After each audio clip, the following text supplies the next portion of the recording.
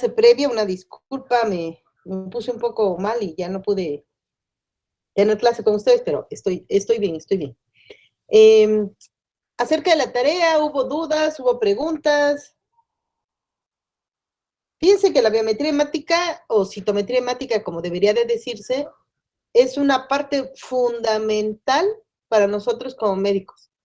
Una biometría hemática bien indicada, indicada a tiempo y sobre todo bien interpretada, pues nos va a ayudar muchísimo y le va a ayudar al paciente dentro de su problema de salud, si es que tiene algún problema de salud en ese momento, o corroborar que no hay nada. O sea, si no tenemos ninguna alteración a nivel celular, difícilmente este paciente tiene algún problema orgánico grave.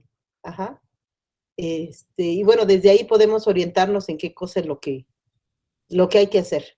Dentro de la biometría hemática no les pedí tanto la fórmula roja, porque bueno, eso ya lo verán tanto en laboratorio clínico como en hematología, pero desde la biometría hemática yo puedo saber si mi paciente está anémico, si esta anemia es debida a deficiencia de hierro, si esta anemia es debida a deficiencia de vitamina B12, o si esa anemia es debida a una enfermedad crónica, porque eso también pudiera suceder, ¿no?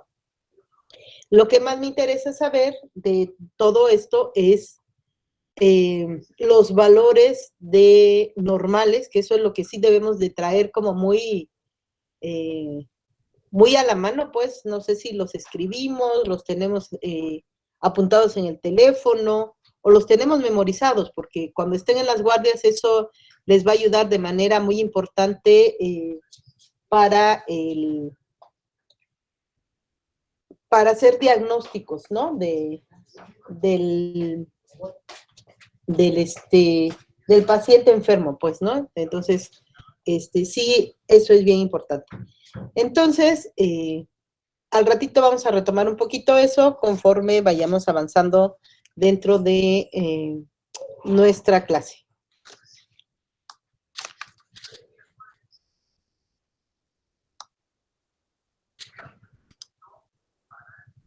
Muy bien. Entonces ya habíamos hablado de las células. No, apenas estábamos hablando de órganos linfoides secundarios. Hablamos de fagocitos. Hablamos de dónde provienen los macrófagos, que tienen dos orígenes diferentes. Hablamos de tolerancia, de modelo de peligro, hipersensibilidad, enfermedad autoinmune. Y nos quedamos acá, ¿no? Yo no sé si ustedes han oído mencionar al intestino, al tracto digestivo, como el segundo cerebro. ¿Han oído hablar de eso?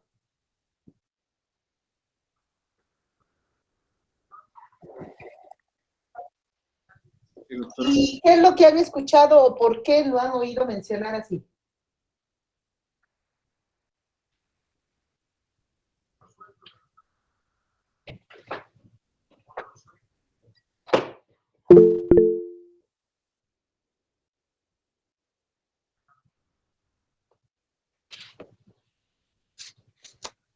¿Por qué creen que exista esa afirmación? Adelante, Armando, por favor.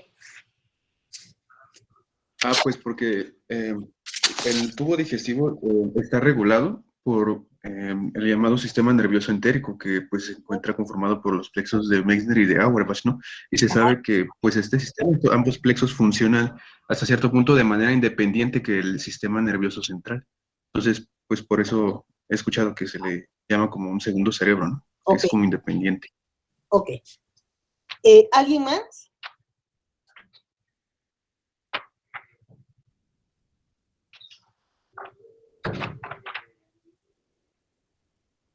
¿Alguien más? ¿Alguna otra? ¿Sí habían oído hablar o nombrar de esta manera o no?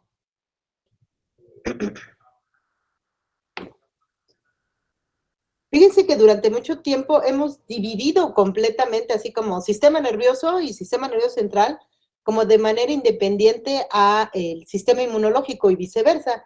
El sistema inmunológico como completamente independiente del sistema nervioso.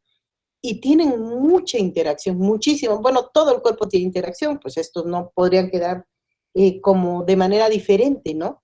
Eh, Tanto las neuronas u otras células del sistema nervioso central tienen o pueden producir citocinas, como las células del sistema inmunológico tienen receptores para ciertas sustancias neurotransmisoras, serotonina, no sé, algunos otros receptores del sistema nervioso central. Entonces tienen una interacción tremenda.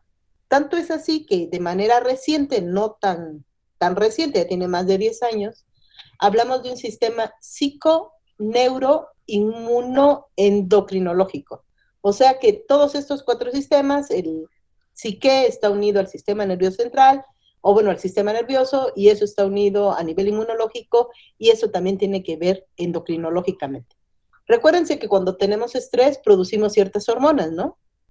Dentro de ellos, glucocorticoides y mineralocorticoides, o sea, producimos esteroides que me ayudan en ese proceso de estrés para tratar de avanzar, o bueno, es nuestro antecedente filogenético de cómo fuimos generándonos a lo largo de la vida para poder realizar carreras más largas, poder tener mejor sobrevivencia. Y dentro de esos mecanismos pueden generarme también disminución, por ejemplo, de la respuesta inmunológica. Sabemos que los esteroides, sobre todo para el sistema inmunoinnato, me ayudan a regular ciertas citocinas que producen. Entonces, si yo tengo persistentemente elevados los esteroides, glucocorticoides, mineralocorticoides, pues voy a tener también efectos sobre el sistema inmunológico. Y además esto me va a tener efectos sobre, por ejemplo, el metabolismo de la glucosa y sobre el metabolismo de los minerales, ¿no? De sodio, potasio, cloro, etcétera. Entonces, todo está unido. Ajá. Y se debe trabajar como un todo. Nosotros tenemos ya cierto genotipo establecido, depende de nuestra información genética. Pero ese genotipo, esa información genética, yo puedo modificarla de acuerdo a mi dieta, al ejercicio, a la presencia o no de estrés, al uso o no de antibióticos. Si yo esto puedo equilibrarlo, yo puedo tener una simbiosis con la microbiota que normalmente tengo. Ya vamos a ver que tengo mucho más células de microorganismos que las células propias del ser humano. Eh, y entonces yo tengo que lograr una simbiosis, tengo que lograr un equilibrio. Si yo logro eso, yo voy a lograr tener una integridad en mi barrera intestinal y esta barrera intestinal, esta homeostasis con la microbiota, me va a permitir también tener una homeostasis a nivel del cerebro, o sea que no haya ninguna alteración. Y esto vamos a ver de qué se trata. Ajá. Esto me va a ayudar a tener una función inmunológica equilibrada, tener una regulación metabólica y tener una homeostasis neurológica. Pero si mi dieta no es variada, si mi dieta es más con productos chatarra, si no hago ejercicio y al contrario tengo una vida sedentaria, si yo tengo un estrés continuo, ajá, por diferentes, tanto estrés académico, emocional, ahora con la pandemia el estrés se nos ha incrementado, y utilizo antibióticos como de manera indiscriminada, por ejemplo, por favor, niños, si conocen a chicos que estén trabajando con similares, o si ustedes en algún momento de su vida van a trabajar a esos lugares, no utilicen ceftriaxona con dexametasona para tratamiento de cualquier problema viral. O sea, ustedes ahorita, sobre todo porque están llevando farma, conocen el espectro de los antibióticos y saben que la ceftriaxona, al menos si es un problema bacteriano de vía respiratoria, pues no le va a hacer gran cosa y sí va a alterar la microbiota. Y luego le doy dexametasona, pues también va a bajar mi sistema inmunológico. Ajá. Entonces, si yo tengo estresores, si yo utilizo antibióticos de manera indiscriminada, y más lo de que mencionamos de dieta y ejercicio, en lugar de tener una simbiosis con mi microbiota, lo que voy a tener es algo que se llama disbiosis, o sea, no voy a tener una regulación adecuada. Y esto me va a permitir incrementar o tener permeabilidad a nivel de la barrera intestinal, o sea, mi barrera intestinal no va a funcionar. Y esto va a generar una desregulación del sistema inmune y el eje intestino-cerebro. Acuérdense que acabamos de mencionar que pues también pudiera ser considerado el segundo cerebro. Y esta disrupción o interrupción a nivel metabólico me puede generar diabetes mellitus de tipo 2, por ejemplo, que es algo prevalente en México, ¿no? Inflamación crónica, por ejemplo, enfermedad intestinal eh, crónica, ¿no? Y también podemos tener impacto a nivel neurológico, trastornos en el estado de ánimo, incluso hasta se ha hablado de que el autismo tiene un mecanismo de incremento debido a todas estas condicionantes, sobre todo la dieta. Ajá, claro, algunas partes del espectro autista, ¿no? Entonces, la dieta, el ejercicio, el genotipo, los factores ambientales como el estrés y la microbiota del cuerpo tienen una influencia significativa en la composición del microbioma intestinal. Y a su vez, este microbioma me ayuda a mantener la integridad intestinal y de esta manera me ayuda a ajustar al sistema inmunológico intestinal para generar homeostasis sistémica. De esta manera, los cambios en la dieta, en los factores del estilo de vida, pueden llevar a interrupción de la microbiota o a una disbiosis, y esto va a resultar en desequilibrios inmunitarios que me van a permitir una inflamación crónica porque yo voy a estar estimulando o sobreestimulando el sistema inmunológico. Esto me puede generar autoinmunidad y sobre todo enfermedad alérgica, ¿no? Y todo esto es parte de la propuesta de que haya trastornos a nivel metabólico y neurológico, sobre todo la diabetes mellitus de tipo 2 es una de las causales de toda esta disregulación, ¿no? Entonces, es algo como interesante, incluso en algunas enfermedades inflamatorias intestinales crónicas, se ha propuesto lo que se llama trasplante fecal. O sea, todavía no se ha logrado como purificar qué tipo de microorganismos son importantes y a qué cantidad, pero es una propuesta para ayudar a mejorar ciertos trastornos de ciertos pacientes, sobre todo con enfermedad inflamatoria intestinal o algunos con diabetes mellitus de tipo 2. ¿Qué les parece esa? Muy interesante, ¿no?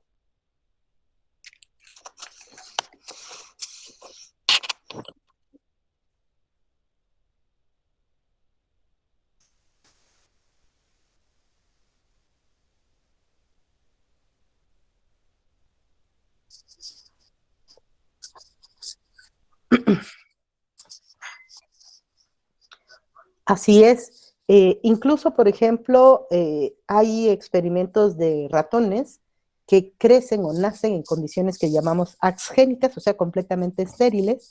No les permites que esté en contacto con su microbioma normal, o sea, la comida es estéril, todo es estéril, nacieron por cesárea, o sea, todo es estéril. Y son ratoncitos que no pueden generar adecuadamente el buena cantidad de acúmulos de células T, de células B, productoras de IgA, por ejemplo, a nivel intestinal, o a nivel del vaso, o a nivel de los ganglios, vemos que no es la formación o los conglomerados de linfocitos T y B se ven muy alterados. Y en el incremento de enfermedades de tipo autoinmune o alérgicas, también se ha visto que tiene mucha relación con los niños que nacen por cesárea y que no son alimentados a seno materno. Entonces, se ha propuesto algo de lo que tú mencionas, que es transferir los microorganismos de la madre a nivel del canal vaginal hacia el niño para darle esa como primer reto de bacterias, que es normal que antiguamente la mayoría recibíamos. En la actualidad creo que como que estamos 1 a 1, ¿no? Uno de cesárea por cada nacido a nivel de canal de parto normal, ¿no? Eso y el dar seno materno, pues ayuda al niño a mejorar todas estas condiciones, a evitar, el seno materno ayuda a evitar la obesidad en la adolescencia. El seno materno, así 6 meses exclusivo. También ayuda a disminuir al paciente con dermatitis atópica y asma. Entonces, hay eh, ciertos estudios o bien ciertas cosas en la naturaleza que hemos visto que por dejar de hacerlos de manera normal o como era anteriormente, han generado incremento en enfermedades, por ejemplo, alérgicas y autoinmunes. Uh -huh. Entonces sí, suena interesante, ¿no? Bien.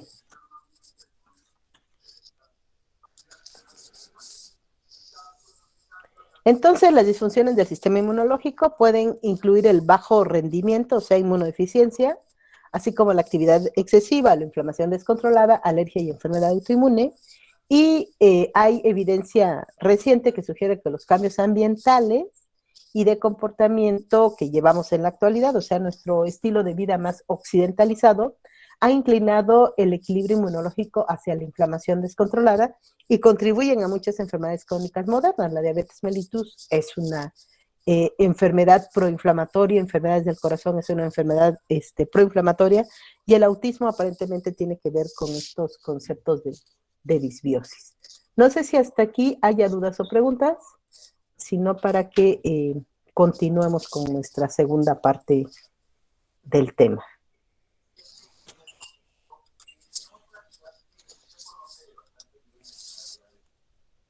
No, doctor. ¿No? José.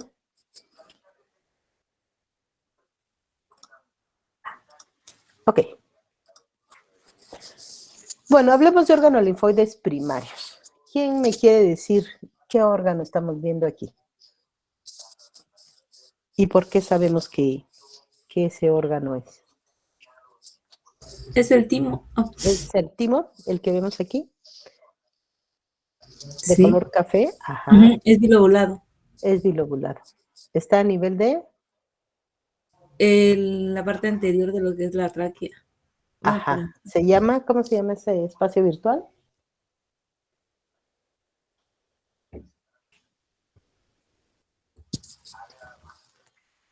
¿Dónde se localiza?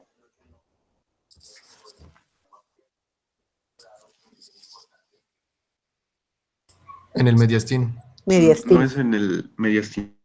Mediastino anterior. Y un poquito superior. Ajá. Pero este es un recién nacido, ¿no? Por eso veo este órgano tan grande. Porque si yo veo en un adulto, esto ya ni siquiera lo noto, ¿no? Exacto. ¿Cómo cuántos gramos pesa el nacimiento? ¿Alguien sabe?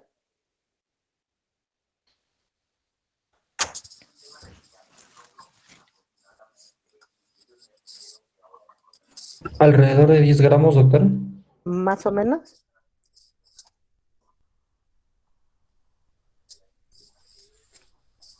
Y aquí dice que son como 12, 16 gramos, ¿no? Y hacia la pubertad, ¿como cuánto pesa el timo? El timo se supone que cuando nacemos empiece a involucionar. Pero en la Puede adolescencia pesar Puede Sí, llegar a pesar hasta 50 20 gramos. gramos o 50. como 35 o 40 gramos, ¿no? Entonces, sí, más o menos es un espectro grande. Entonces, como que sí creciera, pero comparativamente al resto del cuerpo no, ¿no? Y a partir de la pubertad empieza ya a involucionar de manera más importante, ¿no? Muy bien, entonces es un órgano bilobulado. ¿Y cuál es la característica importante? ¿Qué vemos al corte histológico? ¿Qué podemos distinguir? Claro, con una tinción de hematoxilina y eosina.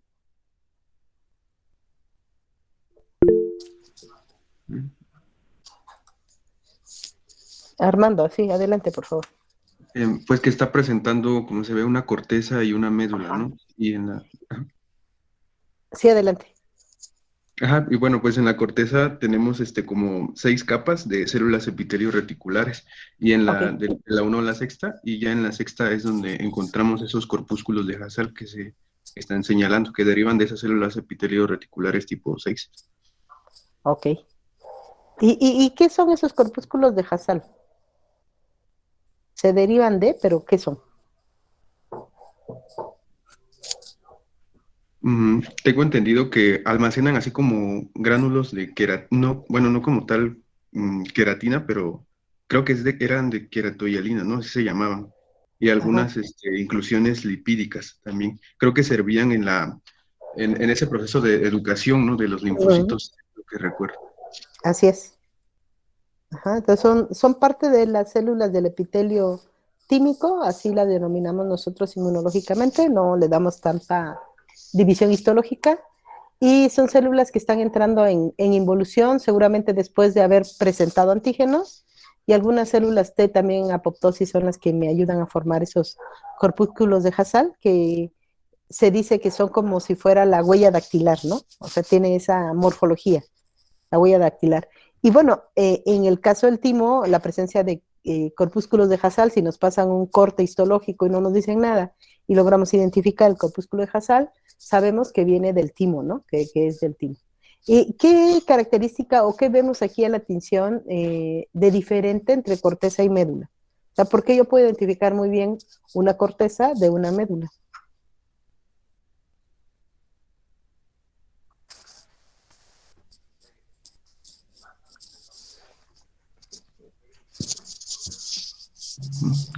Pues podría ser porque en la médula hay linfocitos más, más maduros, y en la corteza están los inmaduros, los que se están desarrollando. Entonces, hasta donde sé, los linfocitos inmaduros se tiñen más intensamente. Ah, ok.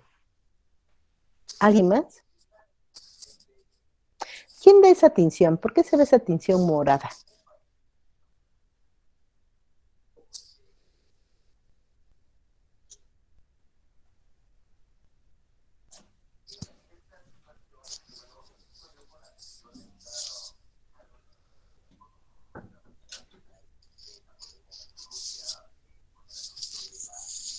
Pues la hematoxilina tiñe más fuerte, ¿no? En cuanto a esa tinción que usted mencionó, y la eosina, pues ya tiñe un poco más débil, que lo estamos viendo en el núcleo de la célula. Ok, Dulce. ¿Shirley?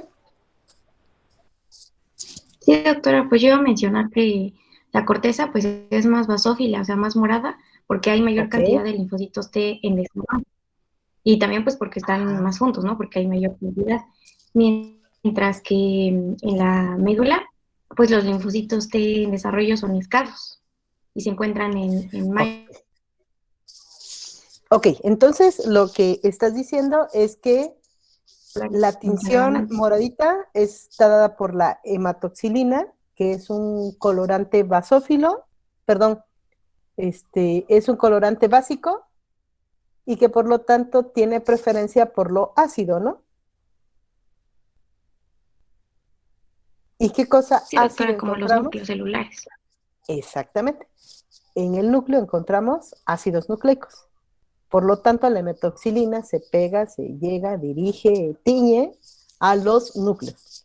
Cuando yo veo ese puntilleo así incrementado, pues, a nivel de la corteza, estoy hablando de que tengo una densidad poblacional, o sea, una cantidad de células ahí impresionantes. Si bien son células inmaduras, no es que se tiñan más por ser inmaduras, sino porque hay mayor cantidad de células ahí. ¿Sale? En la corteza se llevan a cabo los primeros pasos para el entrenamiento de las células, o sea, apenas están intentando expresar el receptor, y muchas de ellas, como fallan en expresar el receptor, o sea, el TCR, pues se van a la apoptosis. Cuando ya logran expresarlo de manera adecuada, entonces ahora sí pasan a la médula. En la médula hay puntilleos, si ustedes lo ven por ahí, basófilo, dado por la hematoxilina, pero ya son más espaciados, son menos, debido a que tengo menor cantidad de células. Las células que lograron sobrevivir de acá, que pasaron por las primeras etapas de entrenamiento, van a pasar a nivel de la médula para terminar de completar su entrenamiento. O sea que de primero a tercer año de medicina están acá, y ya de cuarto, quinto y sexto ya las encuentro en la médula. Entonces aquí está más de lo mismo, representado de una manera diferente, pero aquí podemos ver además los vasos sanguíneos y los corpúsculos de Hassall, ¿no? Entonces, dicen que los corpúsculos de Hassall, que vemos acá, son pequeños grupos concéntricos de epitelio queratinizado estratificado en la médula tímica, probablemente células epiteliales diferenciadas en etapa terminal y que participan en el proceso de selección negativa de los timocitos. ¿Se acuerdan qué es la selección negativa y para qué me sirve?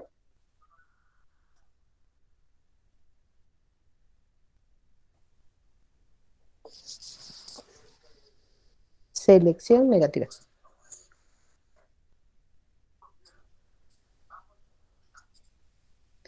Ya hablamos de eso, ¿no? Selección negativa.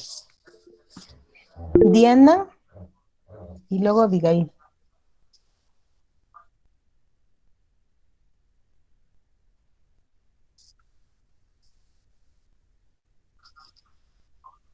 Muy bien, Diana. A ver, Shirley.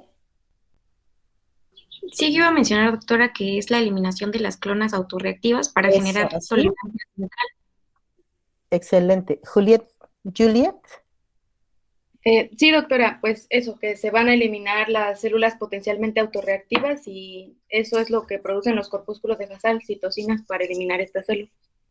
Ok, entonces la selección negativa es un proceso por medio del cual yo elimino las clonas autorreactivas, es decir, las células que reconocen a lo propio y que si las soltáramos a la periferia de esta manera van a generar daño al organismo, ¿no? Entonces, aparentemente los corpúsculos de Hassall tienen que ver con esto, o sea, o son esto. Muy bien. No sé si quieran mencionar algo más acerca del timo. Entonces, el timo es un órgano central, único, localizado a nivel del mediastino anterior y superior. Está bilobulado, tiene una cápsula, la cápsula hace indentaciones, puede hacer lobulillos y al corte yo puedo distinguir corteza de médula.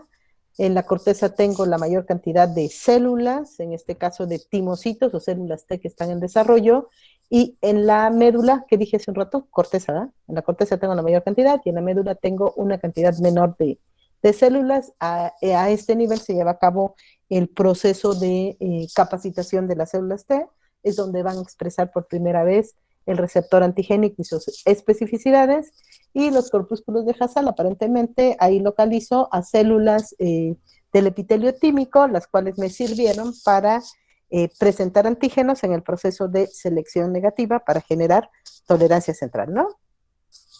Y de la médula ósea, ¿qué me pueden decir? ¿Qué saben de la médula ósea? ¿Qué han escuchado hablar acerca de la médula ósea? Hablando como órgano linfoide primario, ¿no?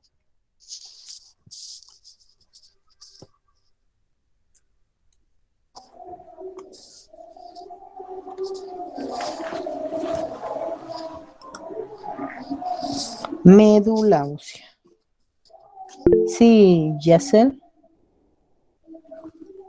¿Sí me escucha? Sí. Es por donde se van a fabricar todas las células de la sangre, ¿no? Tanto los glóbulos rojos, los glóbulos blancos y las plaquetas.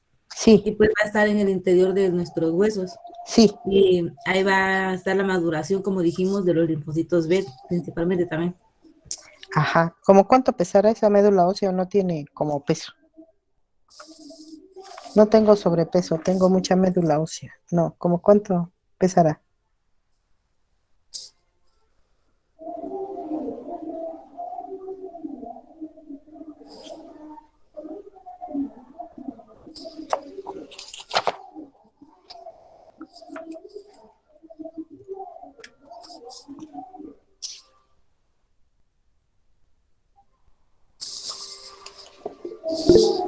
Sí, Dayan.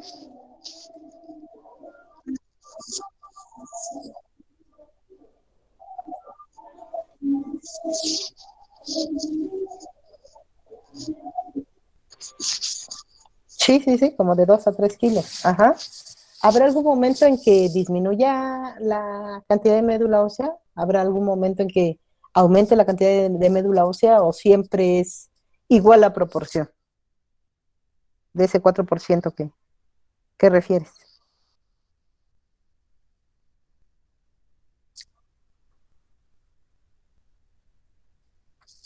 Ajá, médula amarilla.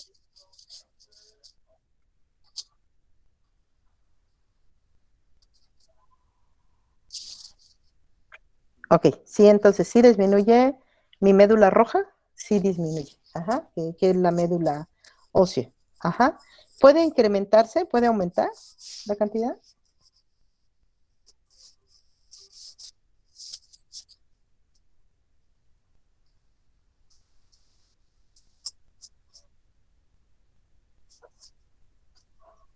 ¿Qué cosa me daría como un aumento en el requerimiento? Sí, yo seré. No sé, bueno, ¿no sería más que podría aumentar en alguna enfermedad? ¿Cómo cuál? Por ejemplo, leucemia. ¿De qué tipo? Mm, ¿O cualquier tipo de leucemia le incrementaría?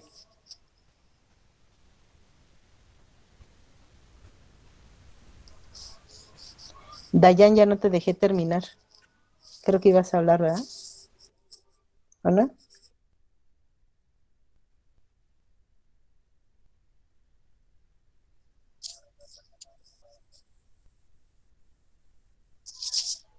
Ok, entonces sí, cuando yo tengo pérdida de eritrocitos, necesito reponerlos, sobre todo los eritrocitos, ¿no? Cuando tengo policitemia rubra vera, por ejemplo, también se incrementa la médula ósea, ¿no? Cuando yo necesito incrementar mi hematopoiesis, voy a aumentar mi cantidad de médula ósea. Recuérdense que en el nacimiento, la hematopoiesis tiene que ser en todos los huesos del esqueleto, pero de manera paulatina, sobre todo en el adulto. Ya los huesos planos son los que van a dirigir esta hematopoiesis, ¿no? Esternón, vértebras, los celíacos, costillas. Ajá. Acuérdense también que la médula ósea también va a estar rodeada por lo que se llama endostio. ¿Recuerdan el endostio? ¿Dónde está localizado?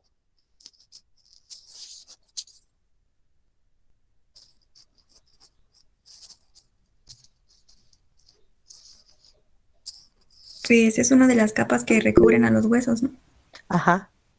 Pero tiene además funciones importantes en la producción de citocinas o factores de crecimiento para las células. Similar a lo que pasa en el timo, las células B más inmaduras en este proceso de expresar su receptor, porque acuérdense que órgano linfoide primario lo definimos como todo aquel en donde por primera vez se expresa el receptor antigénico y sus especificidades. Las células más inmaduras están pegadas al endostio y conforme se van despegando o van migrando, pues, entonces se van transformando en células B ya con mayor grado de maduración. Uh-huh. Acuérdense que la médula roja se encuentra en los huesos en forma de una estructura reticular espongiforme que está localizado entre trabéculas óseas largas. Ajá. Dice que los espacios en esta estructura contienen una red de sinusoides llenos de sangre recubiertos de células endoteliales unidas a una membrana basal discontinua. Y fuera del sinusoide hay un grupo de precursores de células sanguíneas en varios estados de desarrollo y también hay adipocitos, por eso es que después se transforman, ¿no?, en médula amarilla. Los precursores de las células sanguíneas maduran y migran a través de la membrana basal sinusoidal y entre las células endoteliales para entrar a la circulación vascular. Cuando la médula ósea se daña o cuando se produce una demanda excepcional de producción de células sanguíneas nuevas, el hígado y el vaso también pueden convertirse en zonas de hematopoiesis extramedular, pero estas son así como en cuestiones excepcionales. Entonces, más o menos 2 a 3 kilos en el adulto normal es lo que pesa mi médula ósea. Mi médula ósea se localiza desde la pubertad al adulto, más en los huesos planos, y por eso es el aspirado de médula ósea donde se lleva a cabo, ¿no? Se lleva a cabo generalmente o esternón o huesos ilíacos, ¿no? Ahí es donde hacemos el aspirado de médula ósea, porque son los sitios en donde voy a tener más localizada la hematopoiesis, ¿no? Y el endostio juega un papel muy importante para darme factores de crecimiento de células que existen ahí como precursoras. Recuérdense que ahí tenemos a la célula madre pluripotencial en mayor cantidad, estas células que se llaman CD34 positivas, que me pueden dar origen a muchas otras células, ¿no? La producción de muchas otras células, tanto células sanguíneas como a veces algunas otras células que no tienen que ver con la cuestión sanguínea y que se utilizan para incluso mejorar ciertas estructuras o intentar reparar algunas células sanguíneas, intentar que se repoblen estas células sanguíneas otras células, y que adquieran esta CD34 las características del lugar hacia donde van a llegar, ¿no? Muy bien. No sé si hay algo más que agregar. ¿Han oído mencionar de para qué me sirven las células madre?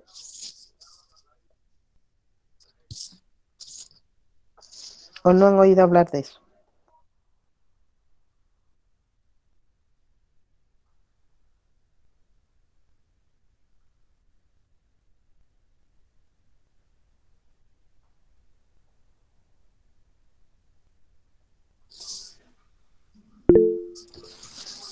Sí, Araceli.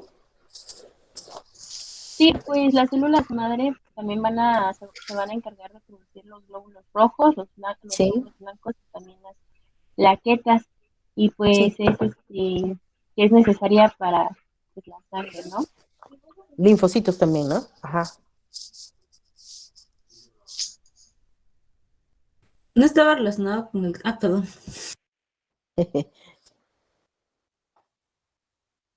Es que alzó la mano primero mi compañera Yosaret, por eso. ¿Están hablando, no? No. A ver, Yosaret. No, es que también la había levantado Dulce, entonces yo pensé que iba a participar ella, por eso no dije nada. A ver, Yosaret. Pues yo, sí, como dijo mi compañera, pues sí, las células madres son las que dan origen a otro tipo de células, pero yo había escuchado algo de los trasplantes. Sí. Y que, bueno, también había escuchado algo de la placenta. Sí. De que también funcionaba como que era una célula madre y que sí se ocupaba para el tratamiento de ciertas enfermedades, pero no, no leí más. Ok. ¿Alguien más? Creo que hasta hay camiones en donde dice guarda las células, los cordones umbilicales, ¿no? Más que la Y creo placenta, que el ya me cordón acordé umbilical. también. ¿Sí? Que lo he visto también como parte de productos estéticos Ajá, muchísimo. para las mujeres. Ujú. Ajá. Jacel y luego César, ¿sale? Porque Jacel había levantado la Ajá, mano. yo eso iba a decir también de lo de los cosméticos para Ajá. la cara, y también estaba relacionado creo también con el cáncer, me parece, porque Ok. pues se destruían las células y estas funcionaban como para hacer nuevas células sanguíneas, algo así. Sí. Había Sí. escuchado hablar. Sí. ¿Qué dije, César? Sí, doctora. Bueno, yo recuerdo que las células madre pues son células multipotenciales que pueden Ajá. diferenciarse en cualquiera de las estirpes celulares ya maduros, ¿no? En células Ajá. maduras ya de cualquiera de las estirpes o las líneas celulares del cuerpo. Ok. O sea, no solamente células sanguíneas, sino algunas otras estirpes celulares. Sí, Ajá. exactamente, porque conforme se desarrolla el embrión, pues va perdiendo esta capacidad de diferenciación celular. Entonces, en el recién nacido, pues ya solamente quedan células multipotenciales. Ajá. Y también dentro de la célula, ¿no? Conforme va avanzando en su división asimétrica, va perdiendo a veces esa capacidad, ¿no? De reproducción. Así Ok. es. Gerardo. Sí, doctora, yo había leído que las células madre es un punto importante en la medicina regenerativa. Ajá. Es este campo que plantea generar células sanas para reemplazar a las enfermas Sí. y que también se ha utilizado las células madre para probar medicamentos, para probar la seguridad y la eficacia de algunos medicamentos y Ok. también para comprender mejor a las enfermedades, al ver de qué forma se desarrollan algunos órganos, analizar cómo actúan las enfermedades. Entonces también tiene un enfoque importante para entender cómo ocurren las enfermedades. Ok, para diagnóstico, tratamiento y ver su fisiopatología, ¿no? Dulce. Sí, doctora, yo también iba a mencionar que había leído que se pueden ocupar para tratar distintas enfermedades. Y en cuanto a los trasplantes, algo que me pareció curioso es que mencionaba que podía ocasionar cierto rechazo cuando son células madres de otra persona, cuando no son propias. Entonces, puede generar cierto rechazo y generar diferentes complicaciones. Pues eso sería todo lo que, algo nuevo que leí, porque ya todo lo demás, pues ya lo mencionaron mis Ya lo compañeros. mencioné. Ok, bueno, entonces, ¿estamos ciertos o entendemos muy bien que hay células que pueden tener esta capacidad de autorregeneración, autorrenovación, y que además en el proceso de división me pueden dar origen a diferentes estirpes celulares, ¿no? En este caso, entendemos muy bien las células sanguíneas, ¿no? Y sus granulocitos y granulocitos, plaquetas que son parte de esta generación, ¿no? Pero resulta que para algunas cosas también pueden utilizarse. Si yo tengo una célula madre que tiene esa capacidad de generar cualquier otra célula distinta, pues es lógico pensar que si yo esa célula madre la infundo, la pongo, o le doy ciertos factores de crecimiento, es posible que ella pueda generar células completamente diferentes a las sanguíneas, por ejemplo, ¿no? Y ese es, perdón, uno de los sueños de los investigadores o de la medicina, de poder generar, por ejemplo, riñones nuevos, corazones nuevos, pulmones nuevos, páncreas nuevos, ¿no? Que todavía eso no se puede realizar porque es un sistema bastante complejo de interacciones celulares para que se pueda generar todo un órgano con toda la función que tenga. Pero, por ejemplo, como ya habían mencionado, en casos de leucemias, yo puedo transfundirle o trasplantarle células madre pluripotenciales de un donador a un receptor, que es el que tendría la enfermedad, para que una vez que yo haya eliminado completamente las células que son propias del individuo a nivel de médula ósea, o sea, yo de quimioterapias que los induzcan a eliminar estas células y le dé radioterapia también para eliminar a las células, yo pueda sin tanto problema poner células madre que se parezcan o que tengan una hemología muy importante, sobre todo en el MHC del individuo que va a recibir, para que poble este lugar, poble la médula ósea que ya no tiene nada y empecemos a recuperar la función de las demás células. Idealmente tendrían que ser mis células, pero si ya están dañadas, pues ya va a ser más difícil. Pero, por ejemplo, en algunos protocolos de cáncer, por ejemplo, cáncer de mama, la mujer puede ir, digo mujer porque es más afectos, son las personas más afectadas, las mujeres, aunque también hay cáncer de mama masculino, y se extraen sus células madre a nivel de la sangre periférica. Resulta que si bien médula ósea tiene mayor cantidad de células CD34 positivas, o sea, células madre, también las puedo encontrar a nivel de la sangre periférica, en menor cantidad, pero ahí existe. Entonces yo puedo extraerlas, crecerlas, y en lo que la paciente está en su periodo de quimioterapia, hay un determinado momento en donde las células sanguíneas van a irse a lo más bajo, ¿no? A eso se le llama nadir celular, lo más bajo de la concentración de las células. Nadir como nadar, pero con I, nadir celular. Y sobre todo lo que me interesa es que los polimorfonucleares no bajen tanto porque me da fiebre y puedo ser susceptible a infecciones por hongos o por algunas otras bacterias, ¿no? Entonces, cuando están cercanos al nadir neutropénico o ya en el nadir neutropénico, pues utilizamos sus propias células madre que yo obtuve de sangre periférica, las reinfundimos al mismo donador, pues, un trasplante no es autólogo, es ¿cómo? Se me olvidó. Un autotransplante, y de esta manera no hay peligro de rechazo y yo recupero las células madre, ¿no? Otra forma de utilizar estas células madre, hubo un experimento o una serie de experimentos en cardiología en donde infundieron estas células madre directo al corazón de pacientes desahuciados que tuvieron allí alguna enfermedad coronaria, sobre todo infarto, y que ya no tenían suficientes vasos sanguíneos para hacerle angioplastía, para poner un stent, para hacer bypass. Entonces, lo que hicieron en estos pacientes es una cirugía corazón abierto.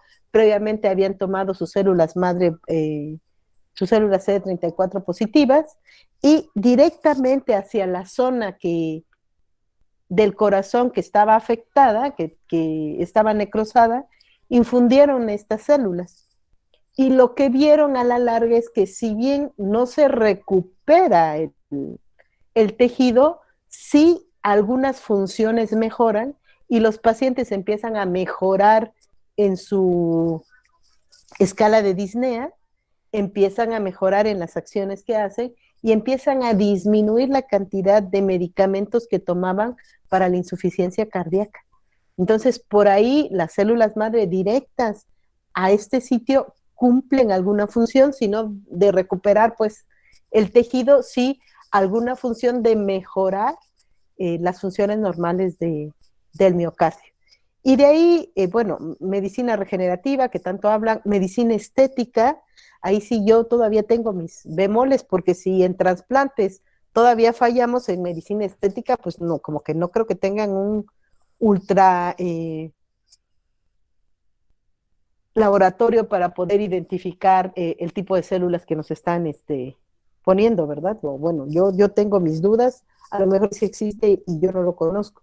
Y bueno, y de ahí seguramente han de haber visto anuncios en las bardas de el doctor fulanito de tal acude a cita porque tenemos células madre para tus problemas de insuficiencia renal, etcétera, etcétera. No se ha podido lograr eso. Sí se han logrado, por ejemplo, generar orejas, que no oídos, sino orejas, algunas otras cosas, digamos, un poquito más sencillas, pero un órgano no, como tal no se ha logrado todavía fabricar a través de CD34 a nivel de laboratorio. Todavía estamos muy verdes en eso. Probablemente las impresoras estas de tercera dimensión pudieran ayudarnos más a generar órganos de esta manera, órganos artificiales con algún funcionamiento para los individuos, ¿no? No sé si ahí haya dudas o preguntas. Entonces, célula madre pluripotencial es una célula que tiene un marcador CD34 positivo, y en el caso de, además, célula sanguínea, tiene el marcador, además de CD34, c-KIT positivo. c-KIT positivo y no tiene marcadores de linaje, se llama. No sé si ahí haya dudas o preguntas.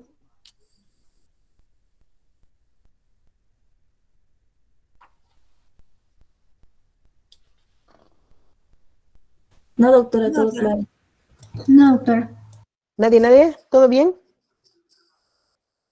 Bueno, vamos a dejar hasta aquí porque si empezamos con ganglio linfático, nos vamos a quedar ahí a la mitad.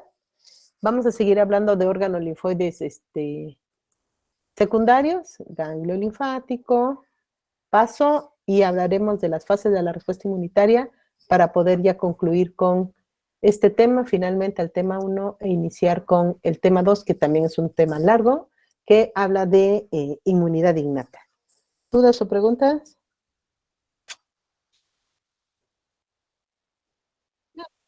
No, doctora. Muy bien, chicos, entonces nos vemos para el siguiente martes, por favor. Sí, doctora. Sí, doctora. Gracias. Y Gracias. sigamos Gracias. ayudándonos a ver cuándo ya podemos vernos frente a frente.